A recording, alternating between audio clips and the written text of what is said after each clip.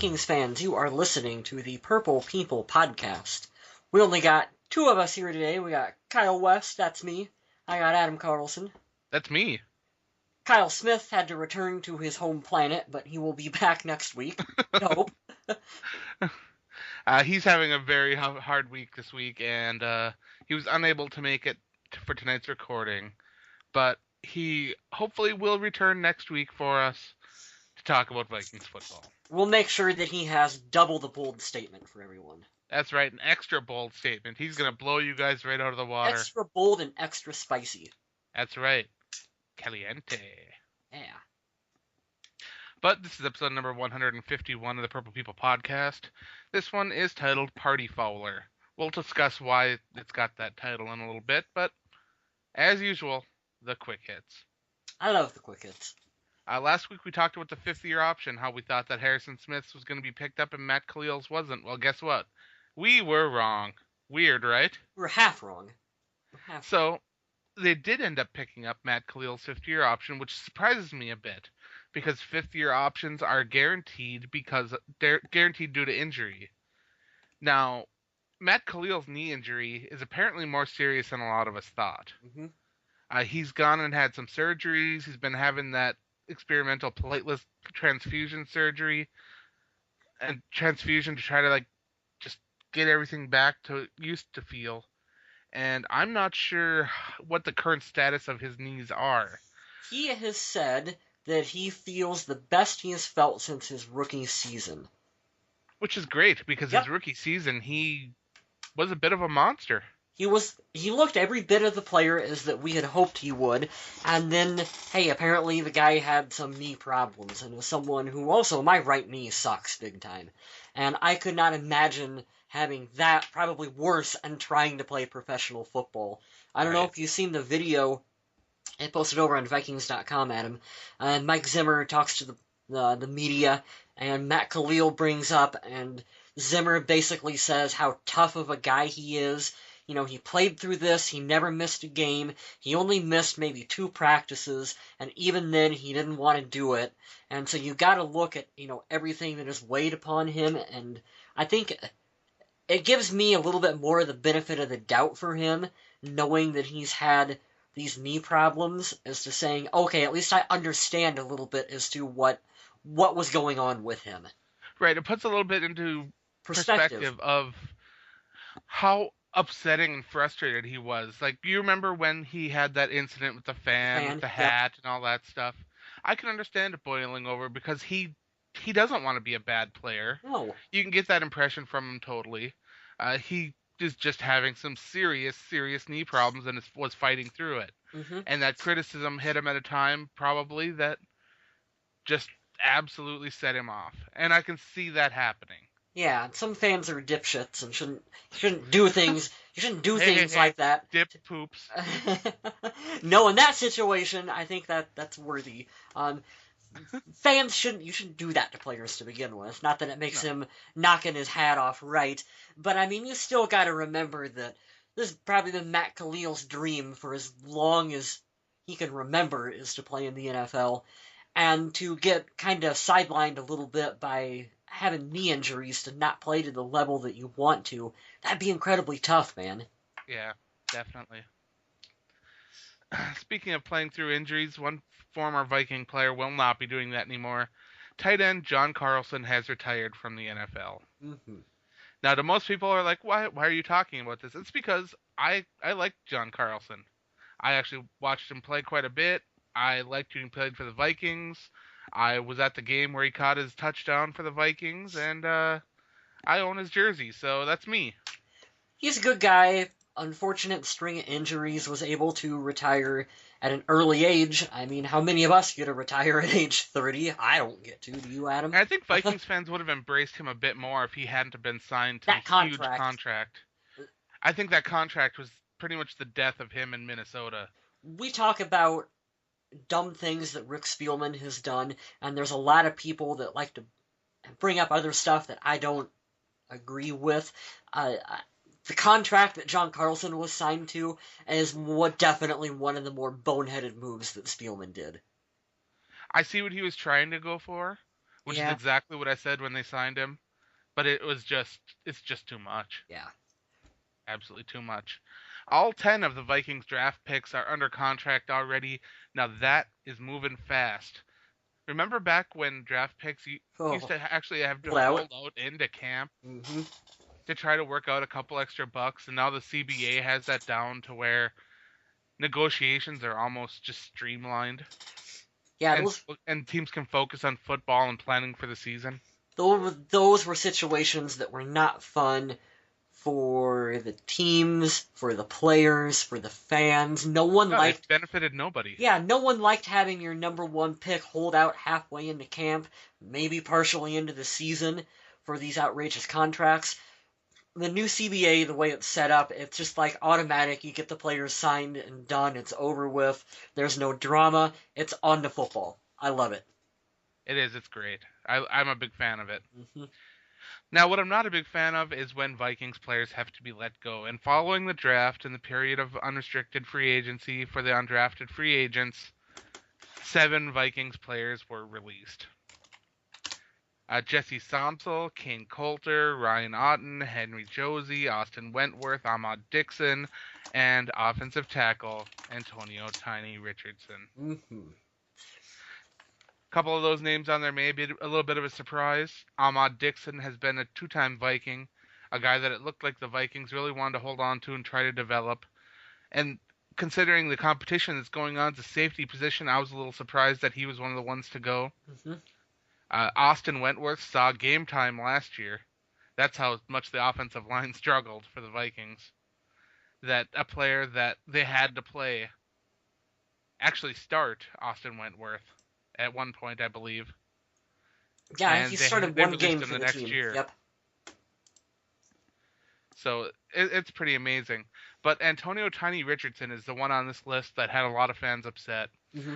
Just because he's a big man, lots of power, and fans were excited to see what they could get from him.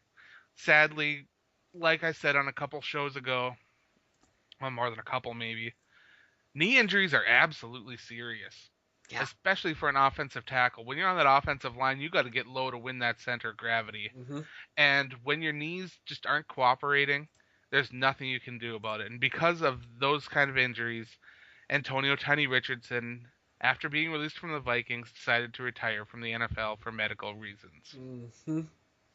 Which is sad because the guy had all the potential in the world, but his body just couldn't hold up. And that's been the case with a lot of players that just had the ability to play and the desire to play. And it's sad to see it every time. But I'd like to wish all these guys the best of luck in whatever they plan to do going forward. And I know that you have a little special place in your heart for one of them. Right, Mr. West? I don't know. Do I? I thought you were a big fan of Kane Coulter. No, you were. Are you thinking? You might be thinking of Eric Laura. I am thinking of You're Eric thinking Laura. of Eric Laura. Well, I'll tell that story really quick since you brought it up. Eric Laura was a guy that a wide receiver. He was on the Vikings at training camp last year, and you talk about I think the nicest player I have ever met. It was after practice. It was right around noon. And he stood out there, he signs autographs, and we ended up just standing around talking to him for probably 15 minutes. And there was he wasn't signing anything. There was no other fans that were out there because no one knows who Eric Laura is. And he was just out there talking with us. He could have been doing a million other things at that point in time. He's just out there chit-chatting away with us. And he, of course, ended up getting cut by the team. But Detroit signed him to a contract. They worked him out. And then they signed him to, I think it was the 1 or a 2-year deal. And so now Eric Laura is getting a shot with the Detroit Lions to prove himself. And I'm super looking forward to seeing what he does with his shot. He's a very deserving guy to get a tryout, another tryout with an NFL team. And a lot of these guys are living that same dream, trying to make things happen. A lot of folks are excited about Henry Josie, about what he could bring to the Vikings too. Mm-hmm. And it's these guys that they have the fire, they have the dream, they just need the opportunity. And sadly, these guys won't have that opportunity in Minnesota anymore, but maybe they can pick it up somewhere else. Yeah, I don't know.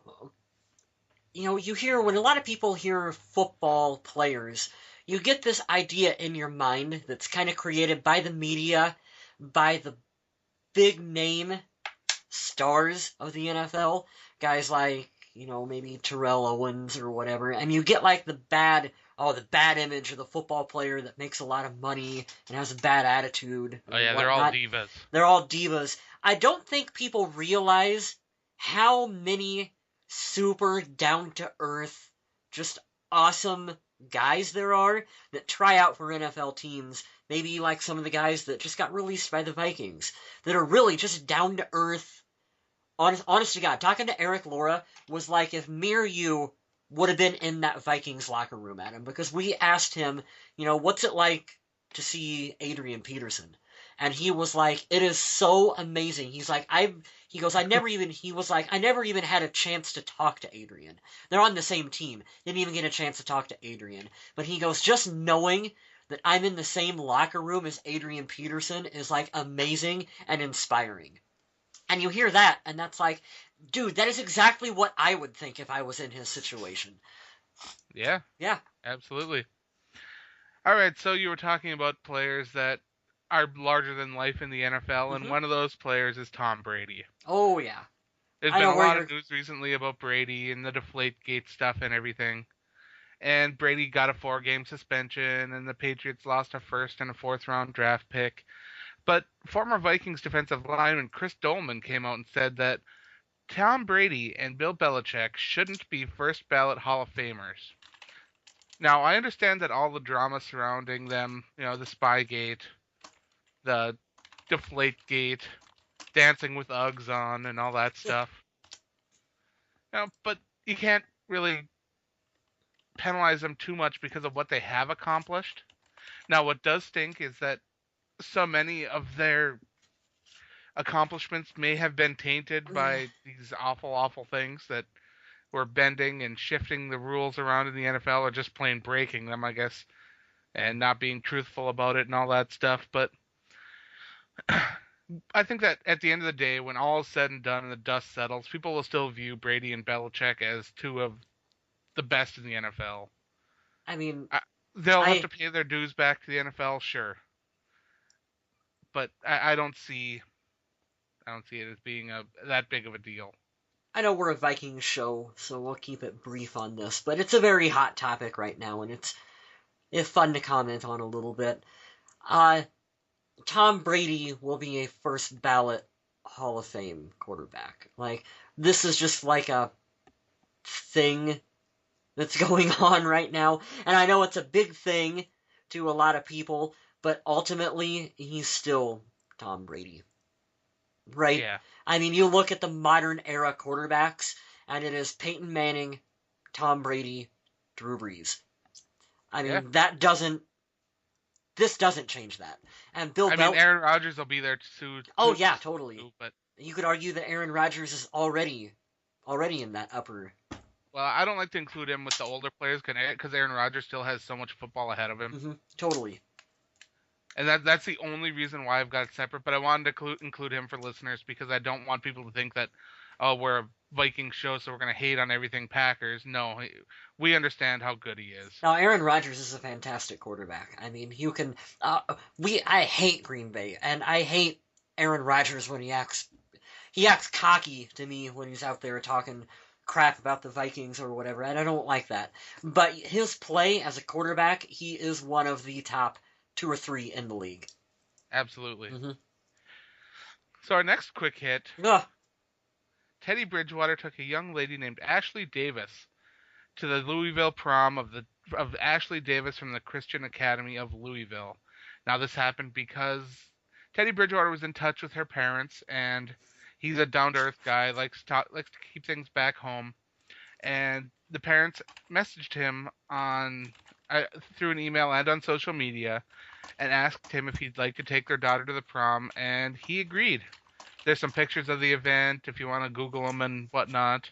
And Teddy's standing there looking like a gentleman. So it's nice to see him doing that, I guess. He gives back to the community and, loves Louisville. Yes, loves it. He does.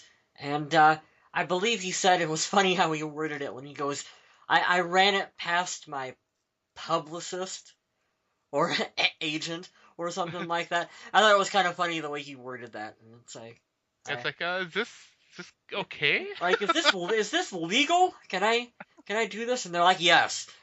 Considering Adrian Peterson, this is pretty good PR for the Vikings. You can go ahead and you can do that.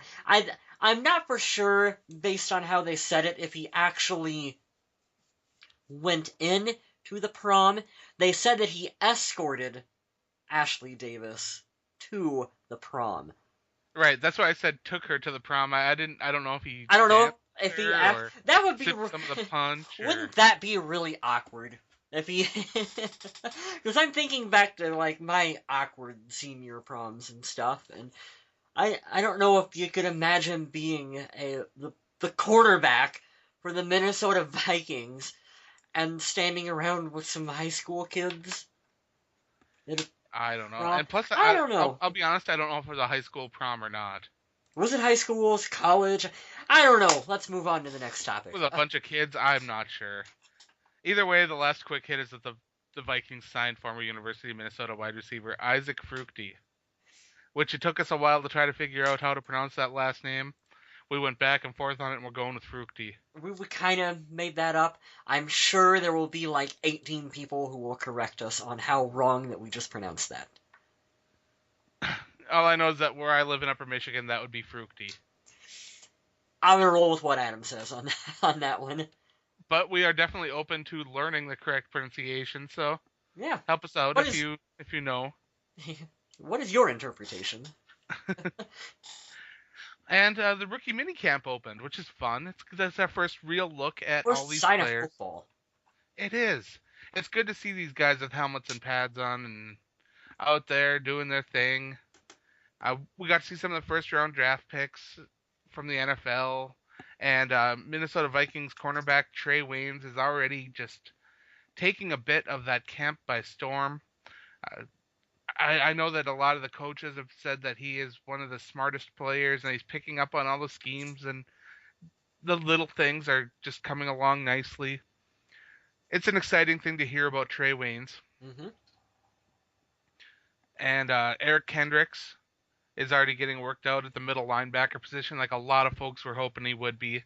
He's got good coverage skills there. He's a good run stopper. He's a good thumper. Mm-hmm. It's a great spot for him, to be honest. Lots of fans, I think, are more excited about Kendricks than what they are with Trey Waynes. They have this impression that Waynes is not a good tackler and he struggles and all this. And if you watch full game footage, you get a little bit different opinion from watching the highlight videos of him missing tackles. Because for some reason people piece those together, but well, people do. I guess whatever. People do what they want to do. I think it's a really great 1-2 combination that the Vikings drafted with Waynes and Kendricks. Both of them look to have really bright futures for this team.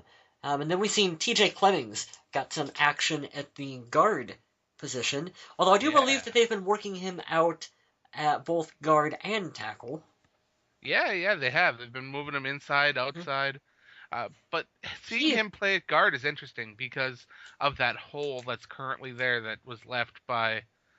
I hate saying left by Charlie Johnson because I don't want to make it sound like his shoes were so big that they can't be replaced, There was kind of a hole when Charlie Johnson was already there. Oh, I didn't want to go there. Well, that's why it takes two of us, Adam. But T.J. Clemmings is a guy that's turning into a really big personal favorite of mine, just based on listening to him talk to the media and give interviews. He is a super smart guy, very personable, and one that I just instantly... I want to root for him to make the team, because he just seems like a guy that you want to gravitate towards. If not for that foot issue, I bet you he would have been a first-round draft pick, no questions asked. The phantom foot issue, it's not even a problem. He's even said he's got to stop and think about what foot they told him was injured. I mean, it's amazing. The phantom foot injury, I mean, this is going to be, I don't want to say steal of the draft, because every fan says that about every late round pick. So overused. It's a steal of the draft. But I think T.J. Clemmings could turn into a darn good player for the Vikings as well, too. I would love to see it. I hate steal of the draft. A Yeah, great value, sure. An awesome player, maybe. Maybe a Pro Bowler. Now you're talking. Steal of the draft. Come on. I was regretting saying steal of the draft at about the midway As point. soon as it started coming Through out of your through mouth, that, I yeah, oh yeah. no, why did I go there? I can think of one player that you would consider the steal of the draft. It Tom was Brady. Tom Brady. Thank you. I mean, when you're drafting a guy and you get him in the third or fourth round, those are still solid players. You expect There's a just decent player at that point. I don't understand this weird fan stigma that a player who comes in the third round is just that's project player. That project guy ain't gonna be a starter. Like really, like you can get Well, some. that is true about Danielle Hunter, though. Well, yeah, but I wasn't necessarily talking about him. Just talking about overall. Like you get some. You get talent in the third. You get talent all throughout the draft. But Oh, sure. I mean, even the first round draft picks need development and need to adjust to the NFL level. It's just a question of how much it takes. That's all. And there are plenty of reasons why even a sixth round draft pick at a different position can be a stud. I don't know. Stupid draft. Stupid analysis. Stupid did you steal of the see? draft. Let's talk stupid draft for a minute. You know how ESPN has that service that you have to pay for? To, Oh, yeah, Insider. ESPN Insider. There was an ESPN Insider article that was a 2016 mock NFL draft that they wanted people to pay for to read. That's amazing. I wish I was making that up. That's absolutely amazing. I How? don't understand in this day and age with how technology flows. Why are people paying for this information they can get anywhere? Well, not only why are you paying for information you can get anywhere, why are you paying for stupid information like a 2016 mock NFL draft? I mean, just talk about a fluff, worthless article. I mean, you can't get any more worthless than a 2016 mock draft this early in 2015. I mean, come on, man. But don't forget, you got to be paying to see that too. So Yeah. it's pretty great. Oh, that's just All right, so mind-boggling. this week's social media question didn't go as planned. Hey, I it think I happens. presented it in a way that got people focusing on the wrong part of what I was looking for in this one. It's kind of funny. I kind of like it.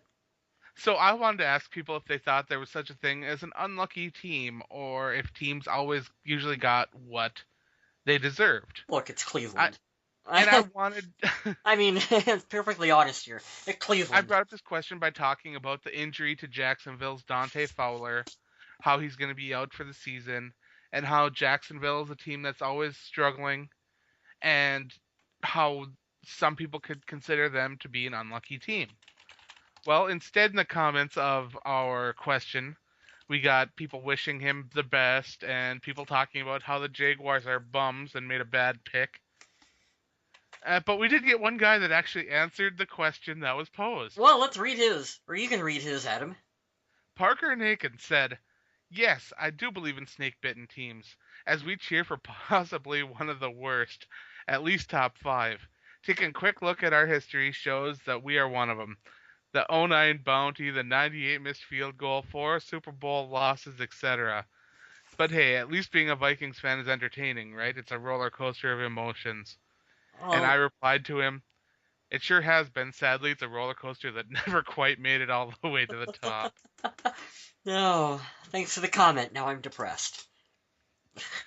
Yeah, I didn't mean to stir up all the bad feelings, but I wanted to start a discussion because I don't know about how these teams that are just constantly near the bottom of the league, Stay if that way? it's, yeah. I mean, they get all these great draft picks, and sometimes, sure, they get a little wasted and whatnot, but or they draft players that aren't valued to where they are. But these teams have to get better, right?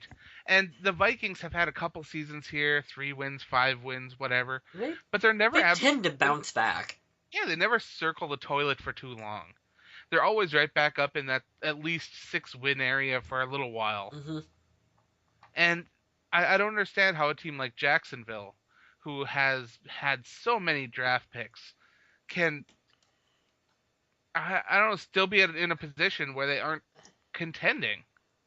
I understand they're in a tough division, just like the Vikings are. Every division, see, that's another thing that always irks me. They're in a tough division. Every division, it's NFL. Every division is tough. Every team No. is tough. Yes, I know there are some that are tougher than others, but it's the NFL. Every division is tough. Every team is full And of. then the schedules come out, and you're playing the fourth place teams in other divisions, which means you're playing some of the junky teams that, Mhm. and you should be able to take advantage of that, but you can't.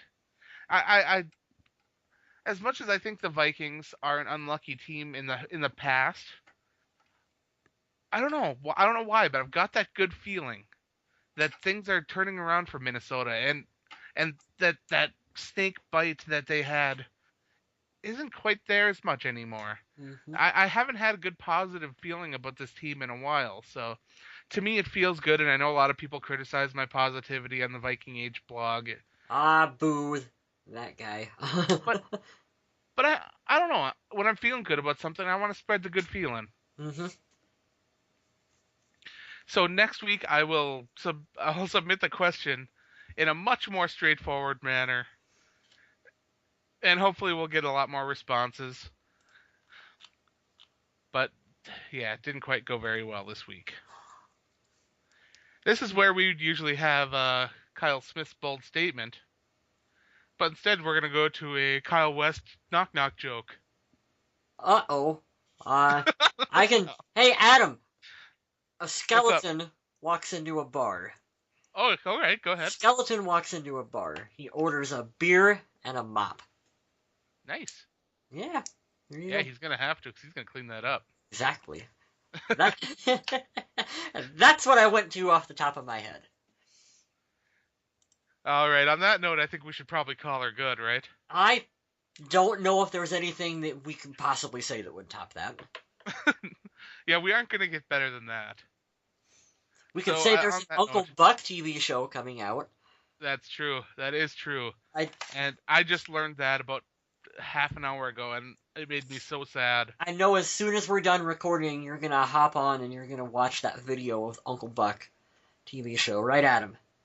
I'm gonna watch the trailer. I am, and it's gonna make me sad. You're gonna shed a small tear like that old commercial from the 80s. I'm gonna have to go watch a bunch of John Candy movies after this because Yeah. it's gonna be rough. But on that note, remember to go to @PurplePeoplePod to talk to Mr. West. Go to Purple People Podcast on Facebook. Me and Mr. Kyle Smith are there, taking care of business every day. Check me out on the Viking Age, writing stuff. Doing that stuff. YouTube.com Yeah, / Purple People that's something Podcast. we should I talk about. think, Is right? I think that's our data limit has gone over. So if you're trying to listen to us on Stitcher or on iTunes, you are going to get the message saying that we have reached our data limit, and that is correct. So in the I meantime, always tell everyone the best way to listen to the podcast is to go to vikingage.com and you get it right on there. You'll be a link to the YouTube show embedded in the absolutely. post that Mr. Carlson does on it, and it'll always there for you. No data limits, no anything to worry about. Everything else is just like bonus stuff that And if you're having trouble finding something there, feel free to head on over to YouTube or something. But yeah, I apologize for that, because I wish that the show could be available all the time with no streaming data limits. But we provide this show for our own amusement at no cost. We take our own time to do it and all that kind of stuff.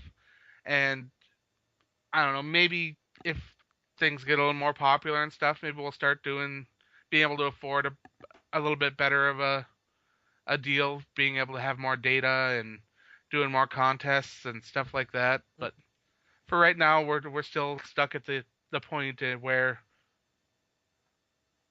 hey, YouTube's free. That's what we're going with. I'm looking forward to trying out that live show. We gotta keep plugging this here to let people know that it's gonna be coming sometime. We don't know exactly when or what or how, but we will be doing a live Purple People podcast that we hope you all join us for. Right, we're already working on setting up a trial run for that, Mhm. and I'd like to be able to get that done before the preseason. hmm We Maybe would the like show right to before do. the preseason would be pretty awesome. Yep. I think we would like to do a live show, like a preseason preview, something or other, and then I would like to run like a live show during a preseason game. I think that would be a lot of fun. Get some fans on there, get talking about the game as it's going, do some running thoughts with it. That'd be really super cool. That could be interesting. It really could. Let us know what you guys think. Send us a message on over on Facebook or Twitter. And remember to stay classy, Minnesota.